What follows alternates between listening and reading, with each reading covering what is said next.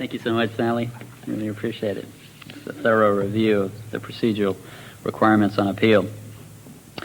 We're quite fortunate to have with us Mr. Gedney Howe, who will be presenting on the subject of what to do below to win above. And he's done plenty of that in his approximately 30 years of legal practice. He's listed as one of the best lawyers in America, and we know how effective he really is in South Carolina. So please join me in welcoming Mr. Howe. Thank you.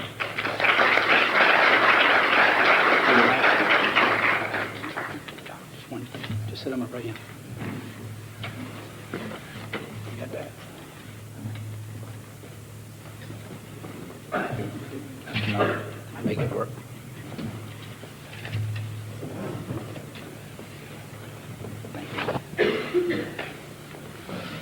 I have been given a little latitude in my presentation to you all, which I hope will work. I see the law practice from only one side. I'm a plaintiff's lawyer. And to the extent you defense lawyers feel like I don't properly represent your thinking, it's because I don't know how. Plaintiff's lawyers have got enthusiasm. Plaintiff's lawyers have got some involvement. Plaintiff's lawyers make a lot of mistakes, particularly on appeal. And one of the little sayings that I've heard years ago that I think best embodies a plaintiff's lawyer is ready, shoot, aim. Plaintiff's lawyers have a tendency to get ready. We are always ready. But we tend to shoot without aiming. And what I want to talk with you all about is how the appellate process needs to be aimed. It doesn't begin with the filing of the notice of intention to appeal. It begins with case selection. The appellate process has to be a part of the decision-making mix from the day of, do I take this case on? So the first thing I look at, and we actively look at, is we get ready. All right? And ready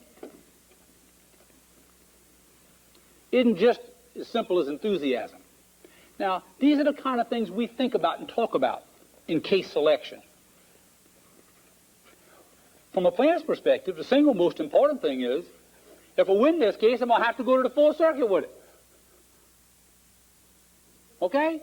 If I get myself a punitive damage verdict, who am I going to draw on the full circuit who likes punitive damages? You all know anybody up there who likes punitive damages?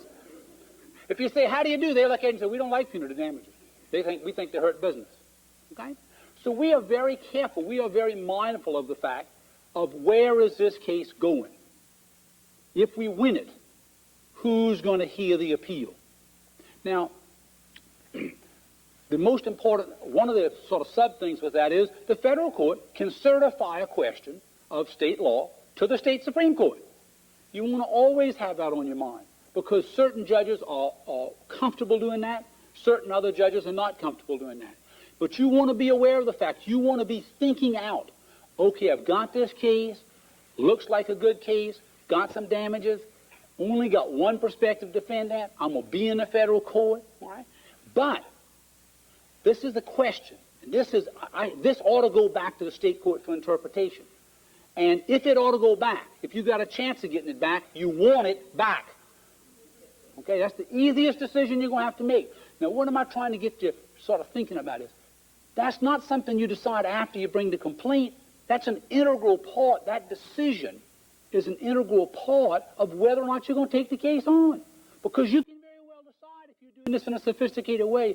I got one defendant, I got this tough question, I know where it's going, it's not worth the time and energy invested in this case, it's most likely a loser.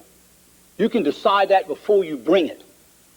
Now, I think one of the things on these undecided questions of law is court history. What has the court been doing? Because you have this tendency sometimes to say, aha, court hadn't ruled on this. All right? But maybe they've ruled all around it. All right? Now, the best example I know of on that is in the 80s and 90s in California, there were a series of cases when they sued the banks. And they said, you know, you shouldn't have loaned me this money.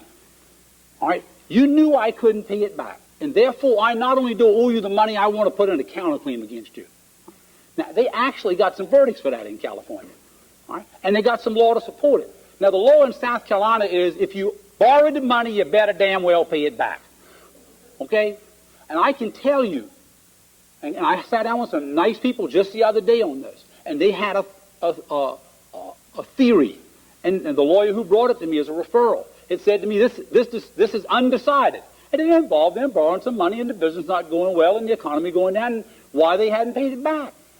And I said, I agree with you that is a sympathetic story. Plaintiffs like sympathetic stories. I agree with you it's undecided. But I can tell you this, if you win it, you're going to lose it on appeal. Because I know this court. And I know what they've done in every other case. If you borrow money in South Carolina, you're supposed to pay it back. I mean, that's what they say. They want the banking industry to know that in South Carolina you can come here, we're going to make people pay their money back. And so why do you need to take that on? Why do I need to take that on to learn what I already know? Now, I want you to do two things. One, I want you to pick up, that's something that's knowable. The history of the court on an area of undecided law is a knowable thing. You ought to know it. And two, don't ignore it. Don't get carried away with some little narrow issue. Don't get enthusiastic because you got a former bank employee who says they did this all the time and it's a lousy bank. And you're going to get them in a small county and you're going to bop them because you can bop them in that small county. You can't hold it on appeal. It's a big waste of time. Now, statutory employee used to bounce all over the board.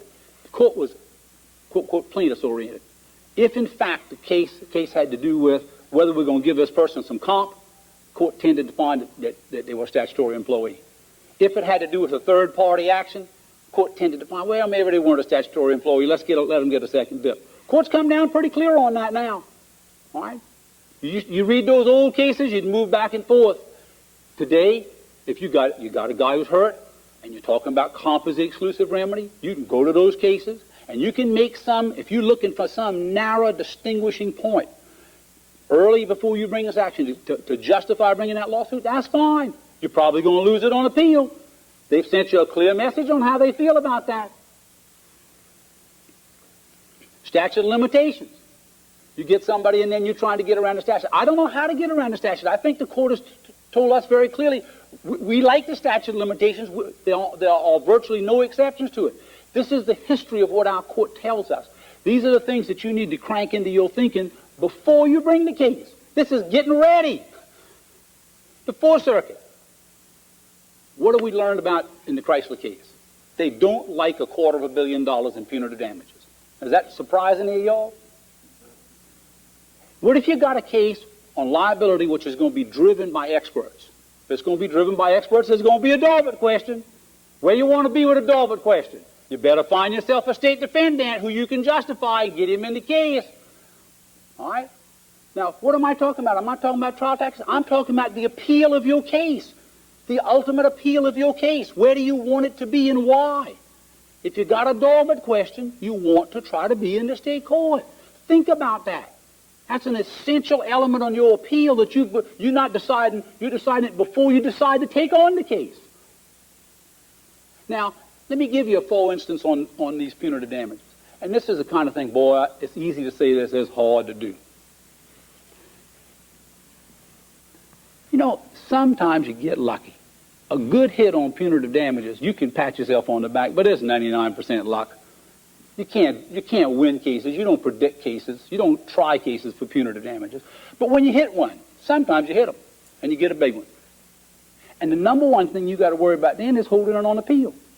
And one of the things I see lawyers missing, because they get a little carried away with themselves, and I'm certainly capable of doing the same, you get that big verdict, and you don't think you're a good lawyer. You are now a fine lawyer. And your client is not an injured person. They are a deserving person. A jury in some small rural county got mad.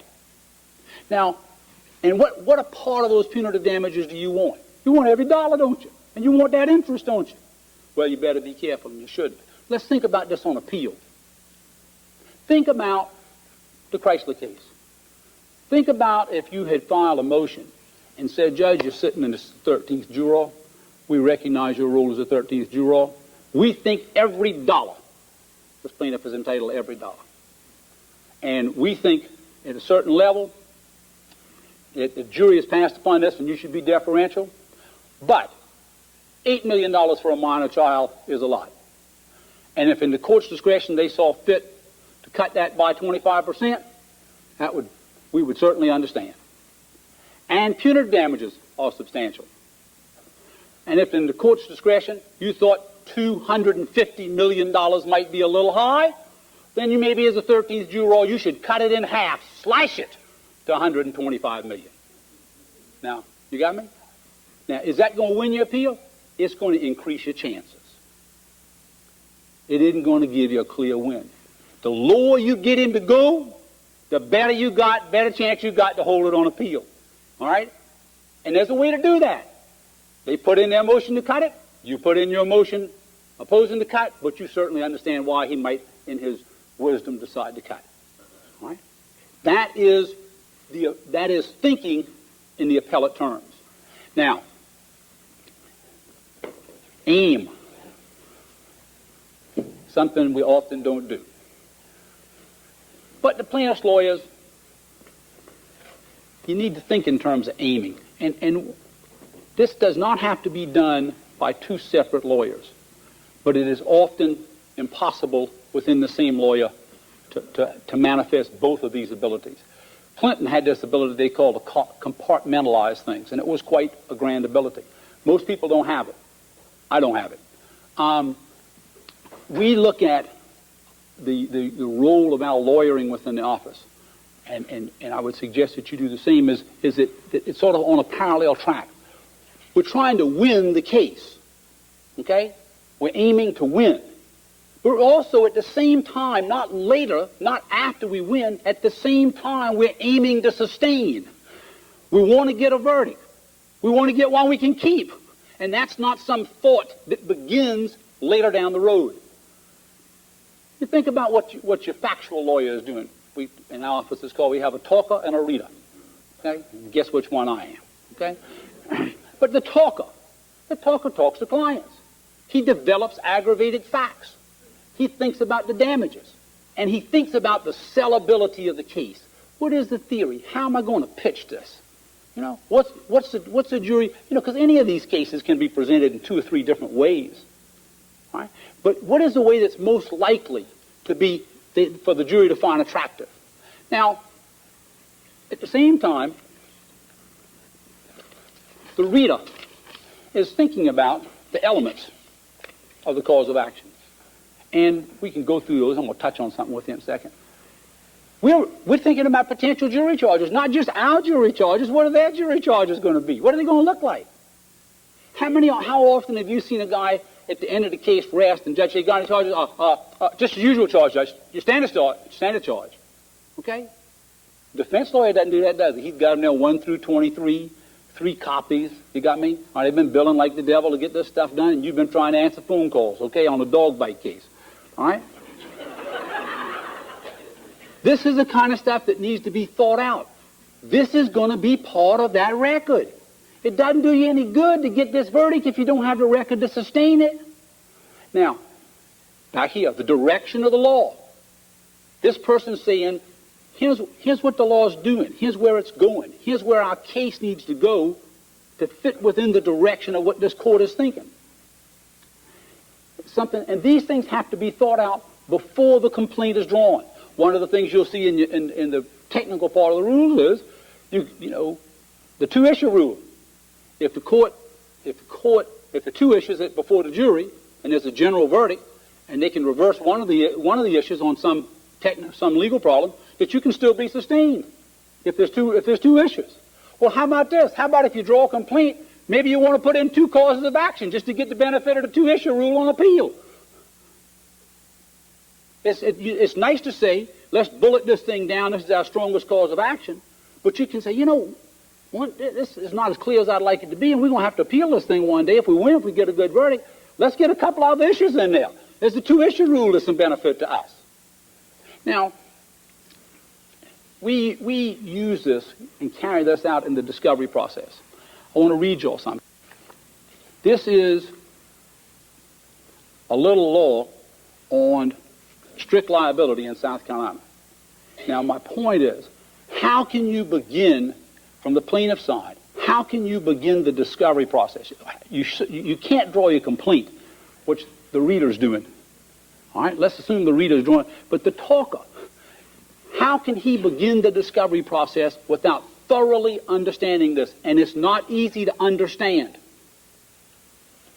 In order to recover under strict liability, the plaintiff must prove, 1, the defendant's product was in a defective condition, unreasonably dangerous for its intended use. The defect existed when the product left the defendant's control, and the defect was the approximate cause of the injury sustained. Not bad. 2 tests have evolved to determine whether a product is in a defective condition, unreasonably dangerous for its intended use. The first test is whether the product is unreasonably dangerous to the ordinary consumer or user, given the conditions and circumstances that foreseeability attendant to the use of the product. The second test is a product unreasonably dangerous and defective if the danger associated with the use of the product outweighs its utility. The state of the art and industry standards are relevant to show both the reasonableness of design and that the product is dangerous beyond the expectations of the ordinary consumer. I know this was all right on the tip of y'all's tongue, wasn't it? Okay? Thus, in South Carolina, we balance the utility of the risk inherent to the design, in the design of the product with the magnitude of risk to determine the reasonableness of the manufacturer's actions in designing the product. Now, how in the world can you prepare your expert witness for his deposition unless you really understand that, unless you can teach him that's the law of South Carolina? How in the world can you cross-examine their expert unless you do that? This is not something you read after you've won the case, because if that's when you read it, you're going to lose. You've got to build a record that is a sustainable record on appeal. This is why, again, you can either segment it in your mind or you can do it as a team.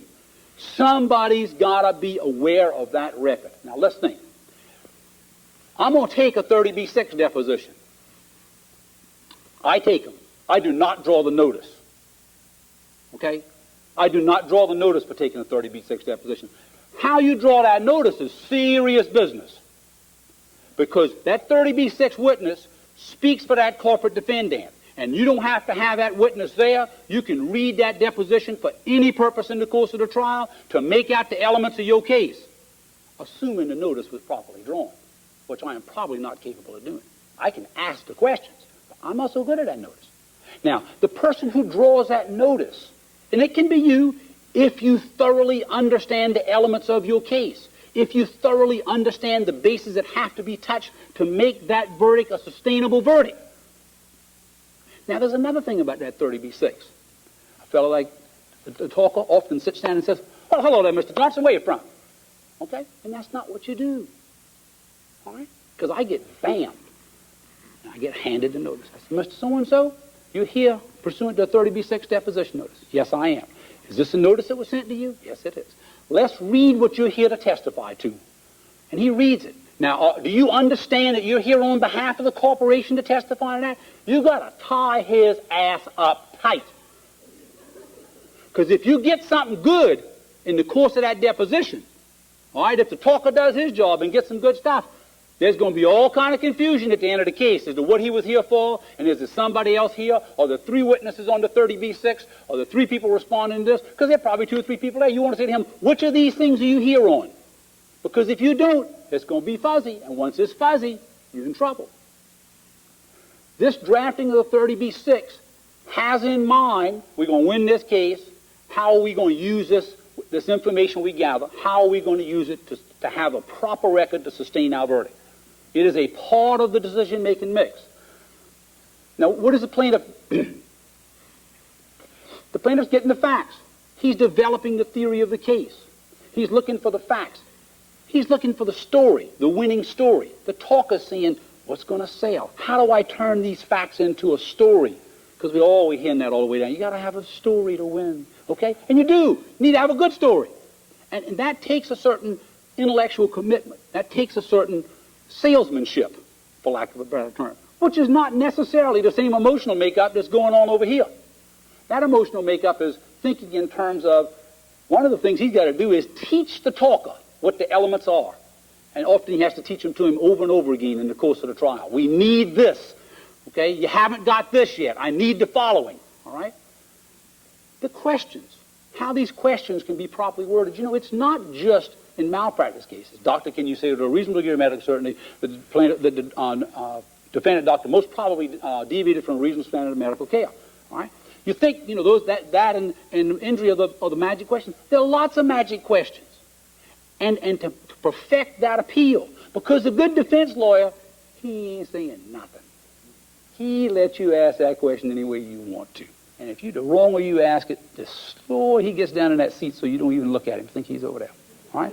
It's your job to put your case together and thinking out the proper way to ask those questions so that it's in the record, so that it's properly in that deposition, so that it can be used in the trial of the case, so that when it's in the record, it's in solidly so that it can be a part of your sustaining grounds, or sustaining fact when it's on appeal. Now, we use, and this is 30B6 is just a big part of our practice. It's a wonderful tool. Good old request to produce. You just can't beat request to produce. How about a request to admit? You can get all sorts of stuff. They work way better early in the case because everybody's busy and the learning curve is going up like this. If you can get some of those things answered when their learning curve is down here, you get a little bit better answer. All right? You got to be thinking about how you're developing, how you're touching those bases, so that all of your elements, all of your bases are covered, all of your elements are proven. That's better to prove them by more than one way. But if you can, they all got to go in your case. Can't wait on that defendant to cross-examine him to get him out. Now, my real theme here is twofold. One, these are at least got to be compartmentalized within you. My recommendation is I think it's better handled by two different people because I think the emotional makeup that does that is very different. Now, there's a case recently. One of the things that really rocks a plaintiff's lawyer is the set-off that they give them for workman's comp in UIM. I don't like that. Okay? It's very hard on the plaintiff's lawyer. So we were looking and hoping to get some help on changing this. And a trial comes along, and the decision comes down. It says some good stuff. This poor fella had workman's comp, and he had some UIM. And the reason it was distinguishable from the court's ruling already that the UIM, that workman's comp could be set off, was because in the decision of the court, the man who had the company who bought the workman's comp had also bought the UIM. In this instance, the individual had his own UIM. Looks like a collateral source. Looks pretty good to me. You got me? So the court said, when Mr. Callicutt purchased UIM coverage from State Farm, it was mandatory that Mr. Callicutt be provided an offer of UIM coverage in accordance with the Wanamaker case. The mandatory offer required by Wanamaker does not intelligently appraise the insured or the insurer to claim an offset. Now, what that's saying is, you bought $50,000 worth of UIM. When you made the offer, it didn't say $50,000 less workman's comp. Okay? So they're saying that's a defect in that there wasn't a proper offer. And Wanamaker's pretty strict stuff. And so, from my perspective, you look at this and say, boy, this is great, because they never put that in the offer. They never say you got so much UIM, but you know it's going to be lessened by whatever workman's comp you might get. And even if they say it, they don't say it right. And Wanamaker says you got to say it right. So that looks like a big opening. The trouble is, when it went up on appeal, the court said this: the statement is unsupported by the record before the trial court.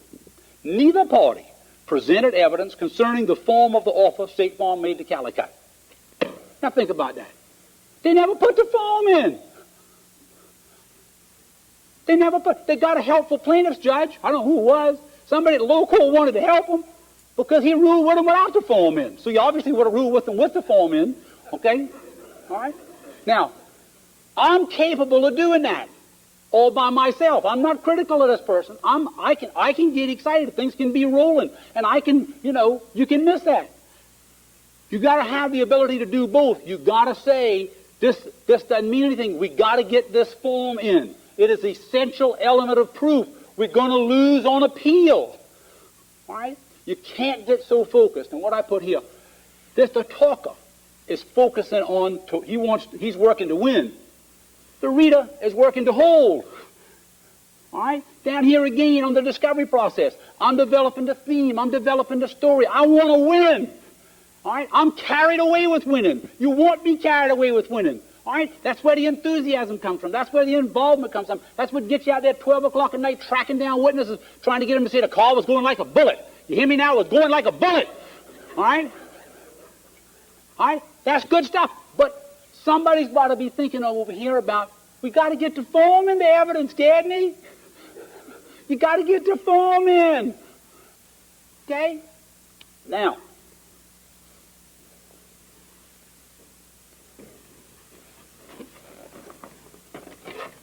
sooner or later we've got to pull the trigger and shoot.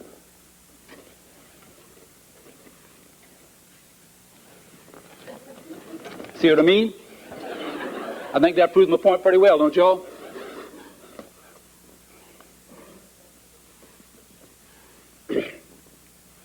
In the course of a trial, and you all have done them, it's pretty intense stuff.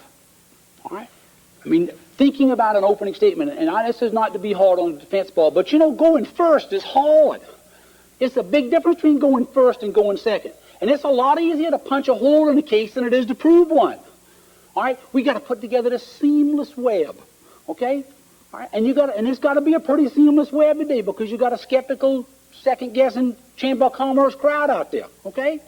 All right? You got to put together pretty good. You got to make a good opening statement. It takes some energy. It takes some thought. You got to have that theory of your case evolved in your mind, and at the same time be flexible for that theory to change as the facts change. You got to prepare all your witnesses one by one to put them on the stand, and then you got to cross-examine the other guy. All right? Bam, bam, bam, bam, bam. Now, I don't know about y'all. That takes all I got. That takes every bit I got. I ain't got no more. I don't have any more intellectual energy. I don't have any more to give to the case. I can do that. Okay? I do that pretty good. I ain't got any more. Somebody's got to be thinking about the elements of proof. Somebody's got to be thinking about, how are we going to use this discovery? We got these 7 depositions, all right? And in these 7 depositions, we got 13 elements of proof. We got 11 of them covered, all right? How many of them are 30B6s? How many of them are out of the range of the subpoena? How can we use those depositions? How do we use a 30B6, all right? How about these requests to charge? Who's working on the request to charge? You ever tried to work on request to charge when you were also trying to cross-examine the last 3 crucial witnesses of the case? That stuff's got to be done. Now, it's got to be done in advance, but it's got to be refined in the course of the trial because it never comes out quite like you planned, okay? So you got to have, you're going to have your 13 requests to charge, but they've got to be refined and thought about as that case develops. You can even get punched and say, I need this question because I want a charge, I want this charge. And if you don't get this factual basis in, we're not entitled to this charge, and we need this charge. Okay? Why do we need the charge? We need it to win? Yeah, we need those facts in on appeal. We don't want that charge if we don't have the facts to justify it, do we? Because we're going to get reversed.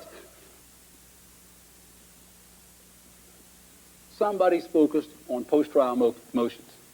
There was a grand lawyer in Charleston, Charlie Gibbs. His son's there now. There's a cute story about Charlie Gibbs. He was a defense lawyer. He was sitting at a table, and they came out with a big verdict. And the jury went, and they said, judge said, Mr. Gibbs, you got any motions? Gibbs said, bang. Wasn't ready. All right? Somebody's got to be thinking. What I always think about is, when I'm trying my case, and I got my legal pad in the back, I always flip back. If something happens in that trial that I want to use in my closing argument, I have a separate page for that. I'm thinking about my story. I'm thinking about my theme.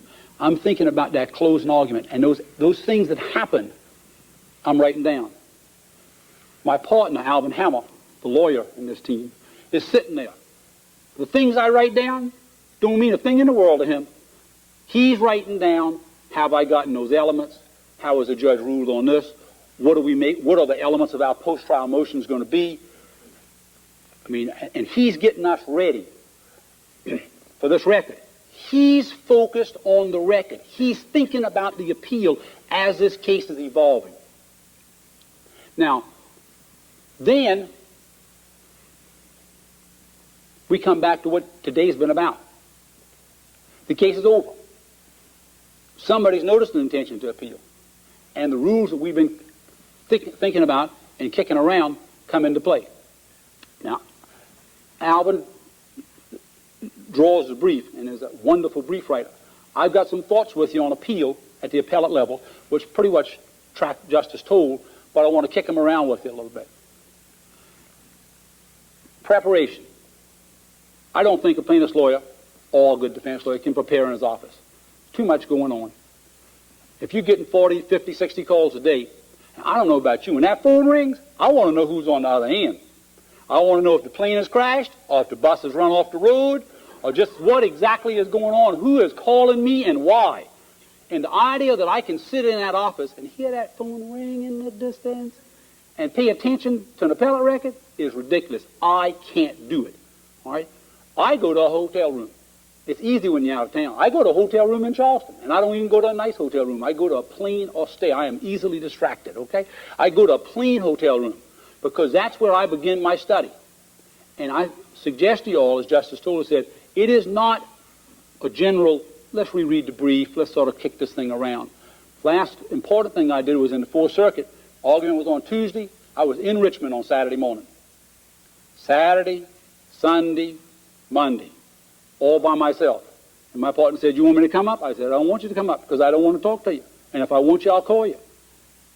All right? And it takes something that you can only do out of the office. And that's a singleness of purpose, a focus to the exclusion of all other things, to get back into that record. And you get that first day, you get reacquainted with the facts. And you get that second day, you got a pretty good idea of where you're heading. But you remember studying in law school when you were really scared, and you gave it that level of intensity. Remember how it got a little clearer? You know, you thought you had it, and then you just kept pounding on it, and it started making more sense, and the clarity came. That's what you're looking for. And it takes some time. It takes the exclusion of other things to get there. It doesn't happen in an hour. It doesn't happen in a day. It takes that singleness of purpose. And I suggest to you, it can't happen in your home, all right, because you're used to doing everything there but study. It can't happen in your office because there are too many distractions. It can only happen in some distant place. And I suggest to you that it be the same place over and over again. It gets to be a routine. All right? You can't over-prepare. That last little bit of clarity, it comes at the end, but it really makes for a better argument. Don't make all your arguments. You can't make them all. You can have 2 or 3 reasons you think your case is going to be sustained. 4, make your most persuasive argument. Make your most persuasive argument and talk about the facts. They know the law better than you do. It's what they do for a living. I practice the facts. The court practices the law. You don't have to argue with them about the law. Give them the why you should have won in the first place. Just why should I have won?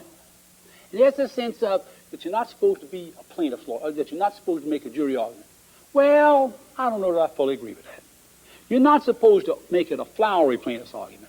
But having a little enthusiasm, letting them know you believe in this thing, and it's serious, but by God, you're there, and you're proud to be there, and you represent a nice person, and they've been wrong, and the court would be making a serious mistake to undo this. All right? They got to feel from you that sense of enthusiasm. Now, they're points, but they need to feel that sense from you just like you feel it now. That he believes in it. Boy, Gedney's serious about that case. He got pretty worked up in there, didn't he? Yeah? Well, you know, it's a pretty good verdict. You don't want to lose that thing. All right? You want to have that sense of enthusiasm. Pick out your strong argument. Argue the facts of your best argument. Argue it with enthusiasm. I say argue it virtually like a jury argument. You're going to get asked questions. Now, I agree with everything Justice Toll said about having your argument mapped out. Short opening, your bullet, in general, your 3 points of your argument. If you get asked a question, answer it quickly, accurately, succinctly, and go back to your argument.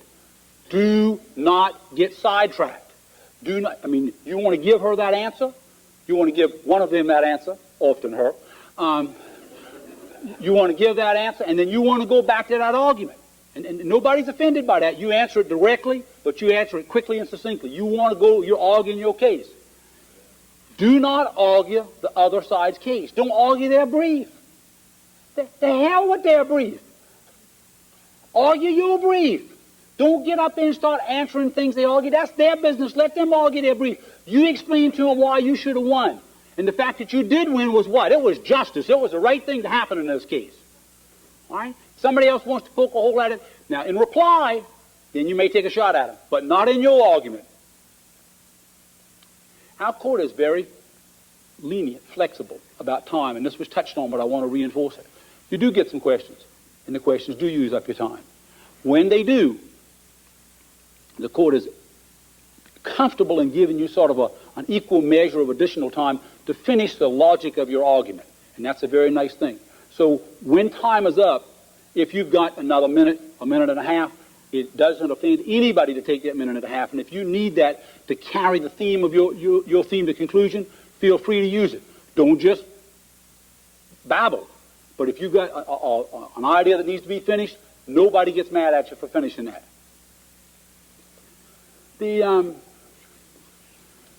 Some cases, now your good old wreck case and big verdict or something like that, a lot of these things don't have policy issues. A lot of them just have the practicality, the ramifications of the verdict are no wider than the case itself. But some cases have policy issues. And if there's something that I think that your moot court or your mock trial helps you with on appeal is when there's a policy question, that's not as easy to think out by yourself. That's something that you might need some other folks to give you some feedback on. And you ought to be ready, because our court likes to think of itself as a result-oriented court. Okay, Mr. Howe, if we rule with you, what are the ramifications of that? What about this? How's it going to affect this? And you've got to have thought out those ramifications, primarily to minimize the ramifications, to keep your case as close to the confines of your case as possible. So I'd suggest to you, when you've got something, a statutory interpretation or something that has a policy ramifications, that's where you need to do some particularly hard work about thinking out what those ramifications might be. Now, take a little liberty and give you a full instance. And it's supposed to, I wouldn't use it if I didn't think it proved a point, but I think it's a pretty good, substantial example. Alvin and I tried a case, and in the discovery process, we were taking the deposition of an admiral. And 10 minutes into it, you could tell he was a nice fella, and that he was going to tell the truth, which is not always the case, but he was obviously a truthful guy. And we got some pretty good stuff out of him that we liked, and I was ready to quit. I figured I'd done pretty good. Well, then we started asking him some questions, and we realized that the government didn't like him too much, because the case was about 3 weeks away, and we asked him if he was going to be at the trial. He said he didn't know when the trial was. I asked him if he'd been provided a ticket. He said no. I asked him if he was coming to the trial. He said he wasn't sure. That means, no, I'm not coming to the trial. Okay? So we realized then, what do you say as a trial lawyer? You say, okay, whatever I get out of this guy, I'm going to be able to read into the record, because he isn't going to be in the subpoena power of the court. All of a sudden, whatever little good bit I can find on this guy, I can use it, because they aren't even going to have him there. All right? Alvin was thinking the same thing. So I was really ready to quit, because I had said to him, you've reviewed Admiral so-and-so's deposition? Yeah. Admiral so-and-so heard us on proximate cause. I said, he says A, B, and C. He said, that's right. I said, do you agree with that? He said, no, I don't. I said, so you understand you're an expert witness? Yeah, you understand he's an expert witness, and you disagree with him. You think that couldn't have happened that way? He said, no, I don't. Well, boy, that isn't a good place to end. I don't know what is. I was ready to quit. In fact, I was sort of patting myself on the back. You all can certainly understand that. Alvin punches me and says, ask him if the failure to do thus and so was the exercise of no care. And I said, what the hell has that got to do with the case? He said, ask him. So I started off asking him, and I said, all right, I'm asking you a very specific question. I'm saying to you, at that point, when Sass decided to do no more, at that point in time, he was failing to exercise slight care for those persons in distress. Do you agree with me? He says, his answer was, SAS was exercising slight care, extending to the people beyond his perspective in this situation. This was over the telephone. Hammer looks at me and says, not what I want. Okay, I don't have no idea why I'm asking these questions. Okay, genius that I am. All right, I'll say it a different way. At that point in time, he did not exercise any care in favor of the people in distress. SAS did not exercise care, period. Not what he wants.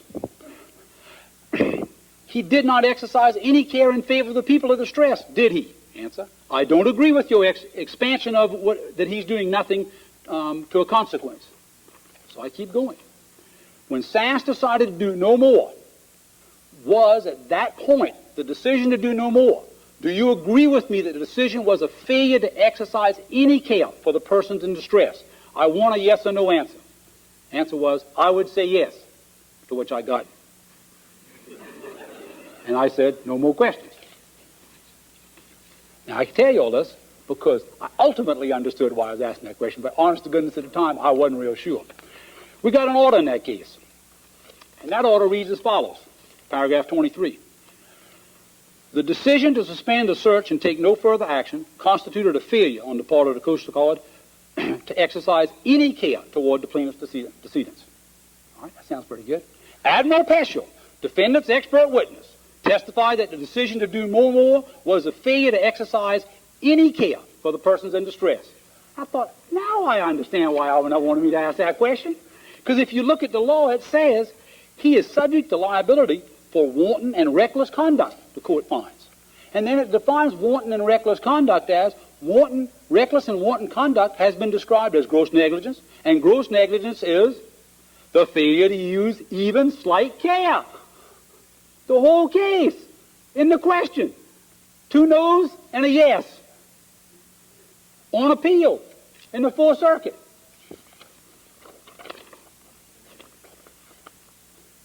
The government's own expert, Admiral Peschel, concluded at the latter point in his deposition. All right? So here we were. The talker was babbling on about some interesting things, none of which were going to control the ultimate outcome of the case. And the reader, who knew the law, who understood the law, who knew what it was going to take to sustain this case on appeal, he was thinking. He wasn't thinking with me, he was thinking way ahead of me. All right? And sometimes it takes 2 heads to make 1 good lawyer. Now, if you got both of it inside of you, be ready to use both sides. If you don't, find the other half. Because the appeal, the winning appeal of a case, sustaining a verdict, does not begin with the filing of the notice of intention to appeal. It begins with selecting a case that fits the law, that fits the direction of the appellate court that you're going to, and one in which you maintain and scrupulously develop your record so that if you win, you can sustain it on appeal. Thank you very much.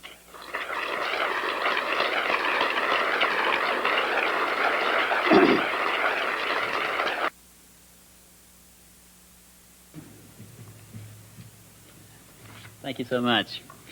We will be taking a lunch break shortly, but before we do so, we've got a short announcement. I'd like to invite Robert Turnbull from the Director of Lawyers, Helping Lawyers, to just share a few words. Thank you. Hope y'all can hear me without the mic. I'm not going to take it just a minute. I don't want to interrupt your 2 martini lunch, but maybe cut it down to 1 martini. Again, my name is Robert Turnbull. I'm an alcoholic. And I'm also the new program director for the Lawyers Helping Lawyers at South Carolina Bar. And I just want to get the information out that we now have a full-time person available, myself. I have a toll-free helpline. There's some cards out on the table with all my numbers, pager, home number, business number. That toll-free helpline only rings on my desk. I'm the only